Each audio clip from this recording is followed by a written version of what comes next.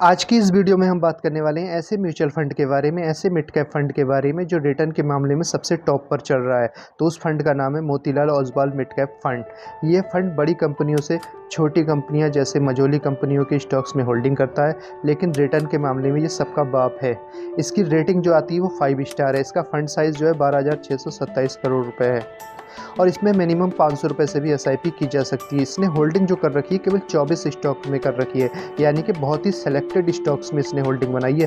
फालतू स्टॉक्स में इसने होल्डिंग ही नहीं बनाई है। तभी तो रिटर्न के मामले में सबसे को पछाड़ता चला जा रहा है, पीछे करता चला जा रहा है और सबसे आगे निकलता चला जा रहा है।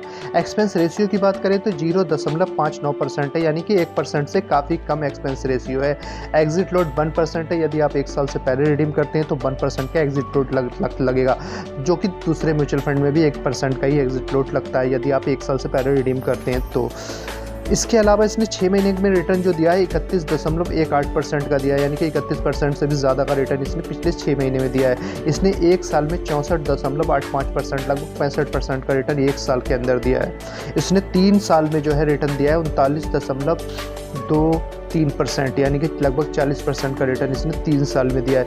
और इसने पिछले 5 साल की बात की जाए तो इसने 34.16% का रिटर्न दिया है। ओवरऑल इसने पिछले 10 साल में इसने जो रिटर्न दिया है 25.84% का, यानी कि 25% से ज़्यादा का रिटर्न इसने पिछले 10 साल में दिया है। यदि इस फंड में आपने 5 लाख रुपए का लमसम के रूप में इन्वेस्टमेंट कर दिया होता 15 साल के लिए और 25% का आपको रिटर्न मिलता, तो आपके 1,42,00,000 रुपए बन गए होते। बहुत अच्छा म्यूचुअल फंड है, मिड कैप कंपनियों में जो इन्वेस्टमेंट करता है, सेलेक्टेड कंपनियां होती हैं।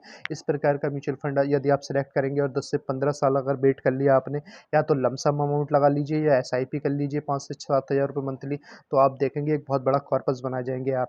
इसलिए मैं कहता हूँ हमारे वीडियो को आप जो है रेगुलर देखा करिए, और यदि आपने हमारे चैनल को सब्सक्राइब नहीं किया तो सब्सक्राइब कर लीजिए और नीचे दिए गए बेल आइकन के बटन को प्रेस कर लीजिए,